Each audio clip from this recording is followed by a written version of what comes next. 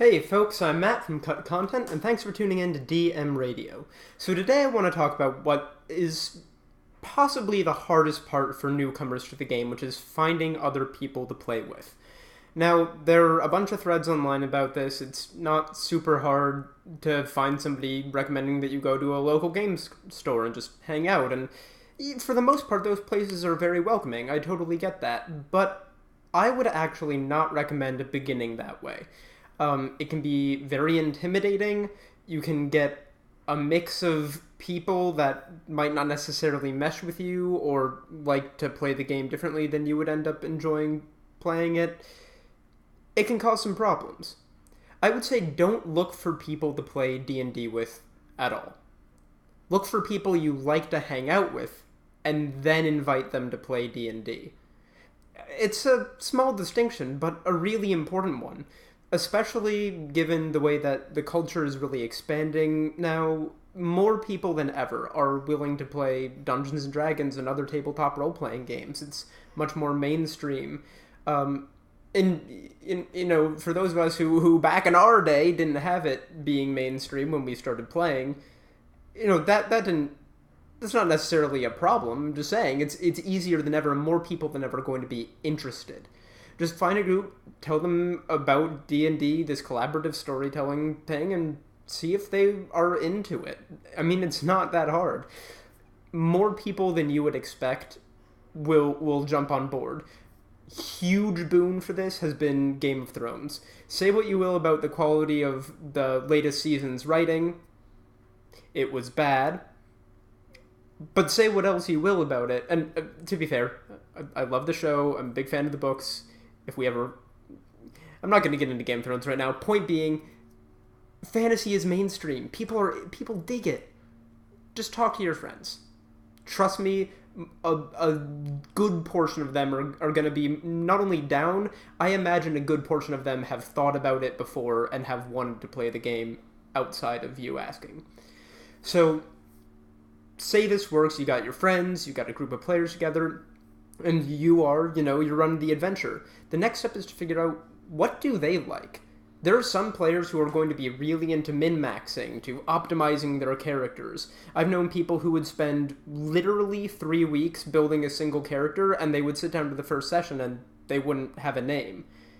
And, if that's your jam, fine. If what you really want is an in-depth, tactical combat simulator with some light role-playing elements, totally good. That's not really for me, but I'm not the only one playing, and that's the important thing to remember about being a DM, is that you're not the only one playing.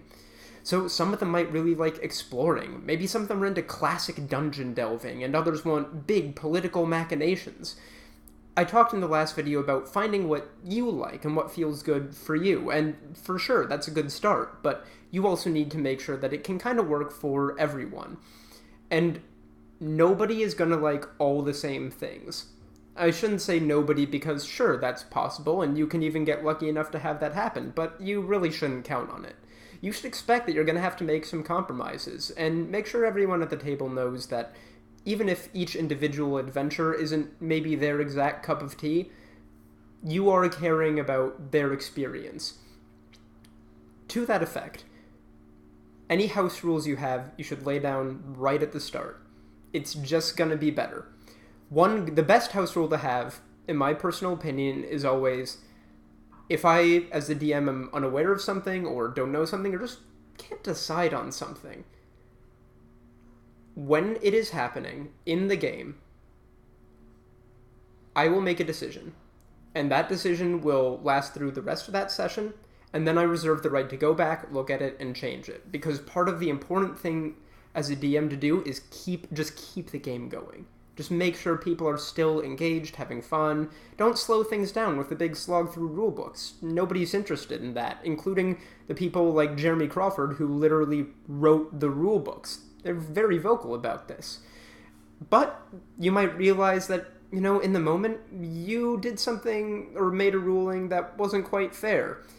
Or maybe just doesn't quite feel right for the tone you're trying to set. Maybe you accidentally stiffed a player. Maybe you made a player a little stronger than they were supposed to be.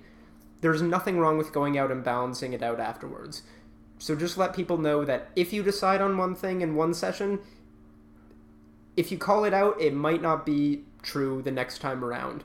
But then you do have to tell them what it's going to be going forward. Establish a permanent decision after that.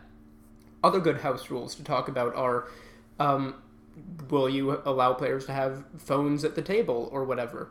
How invested are people going to have to be moment to moment?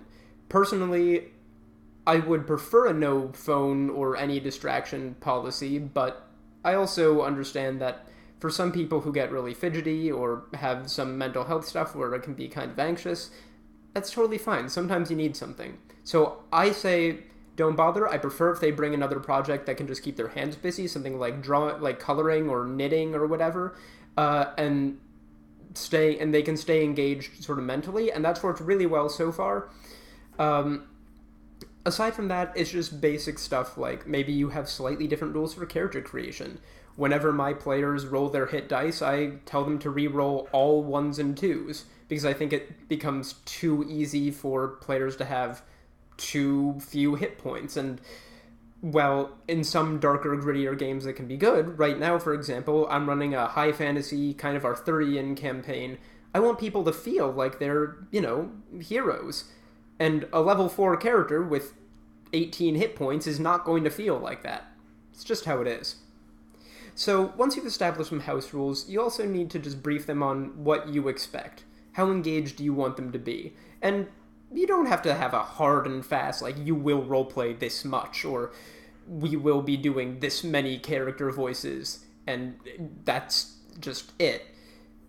You gotta work with it, be lenient. None of these rules are hard and fast, and that's the best part about D&D, is that all the rules, even the literal rules in the rulebook, can be mutable. But if you expect people to, roleplay in character, if you expect them to, stay away from metagaming very, very strictly, anything like that, or if you expect them to just engage in a way that saying, I can present a story to you, but your actions have to be the ones to move it forward. Make sure they know it at the start. Basically, just let people know what they're getting into. The last thing that I think is really important for just talking to people isn't actually about the game. It's about, the people. Namely, you're the DM. How are you going to resolve problems? Because you're not just the game master, you're an arbiter. You get to decide, and you have to decide, how to resolve conflicts. Oftentimes the best way, just sit people down right at the start and say, hey, if I think something's up, it's not going to be a criticism, but I'll probably talk to you one-on-one and be like, is there something I can do that would make this better? Or I notice that you can be a little like this, and I think it's complicating some things. Frequently the problem I've had with that is people whose characters want to be like lone wolves. They're like, well, I took the Outlander background, so therefore I distrust everyone. I'm like, look, part of your job as a player is to find a way to make your character work with the party, work with the quest.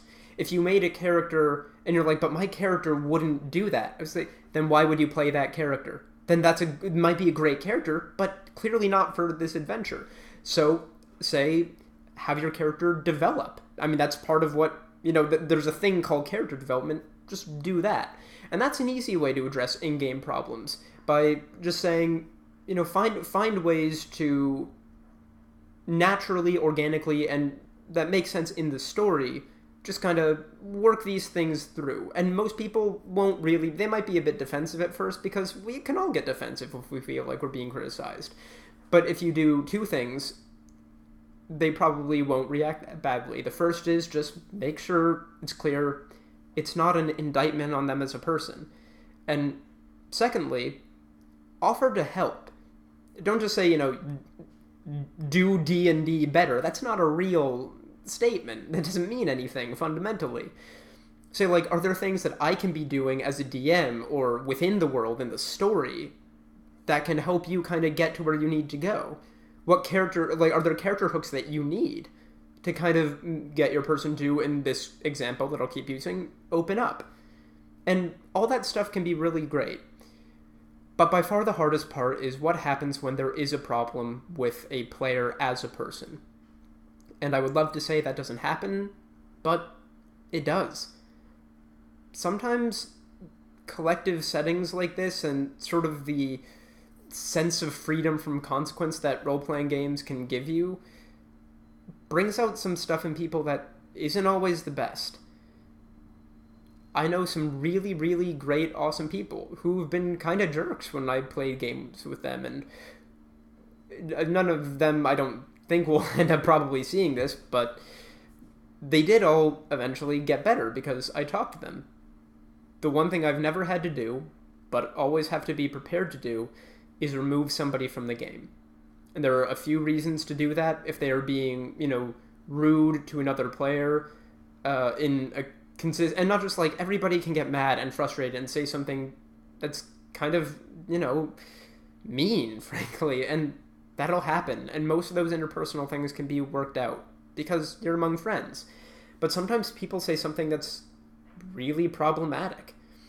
And it can either be a direct indictment of somebody, a consistent, verbal abuse or berating them for making bad decisions, or what, the antagonist believes to be bad decisions. Sometimes, in the worst of cases, it can go to things that are culturally sensitive: racism, sexism, homophobia.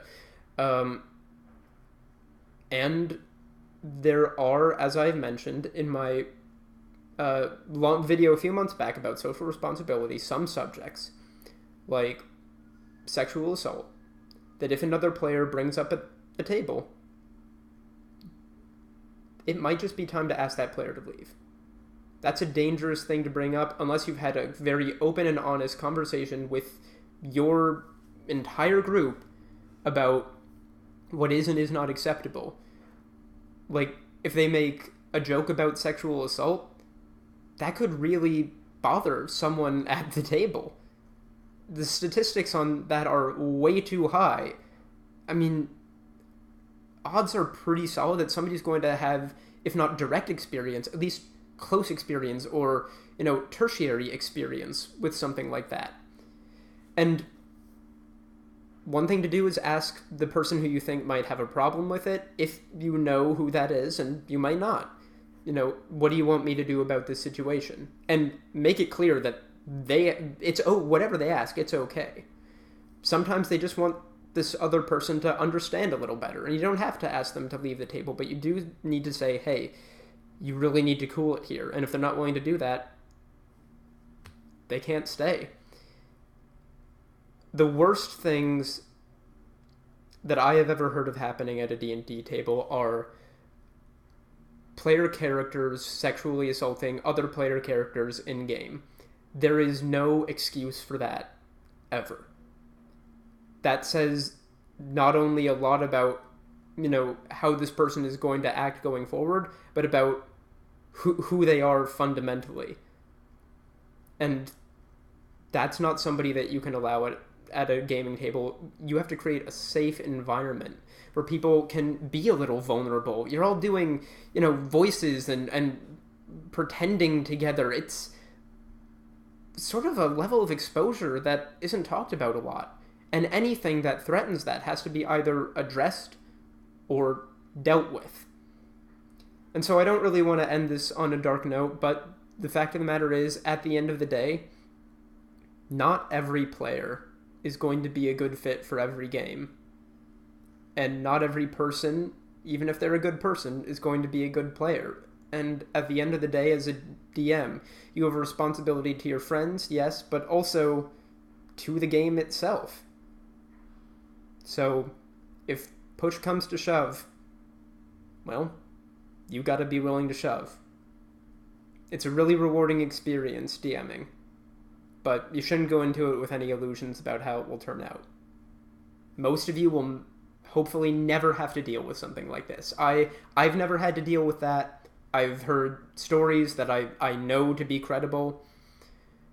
Most of the time it won't be a problem. I don't want to scare you off DMing. Just relax, have fun with your friends, and make it clear at the start that you are going to have to be kind of the judge, jury, and executioner here. And if everybody can get on board with that, you most likely won't have any problems. Okay, this is 3 of a 4-part series, so then last part will be coming shortly, which is just going to be sort of general tips for DMing. In the future, I'll get into more sort of the backside of running campaigns and both the ending and like the behind-the-scenes stuff.